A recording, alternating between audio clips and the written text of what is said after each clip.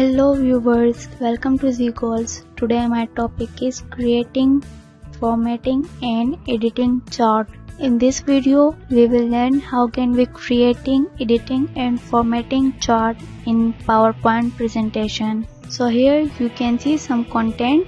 Here we have option of insert chart. We can click on it and we can do this. Go to insert tab, click on chart and select the chart style from here. Now click on OK.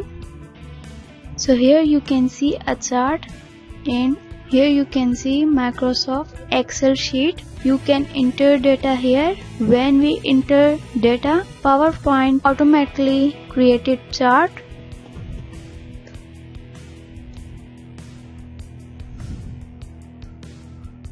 Just like that. You can insert your data here and you observe I have got two tabs, format tab and design tab. From here we can change the table style and we can add chart element and we can change the layout from here and we can format the chart.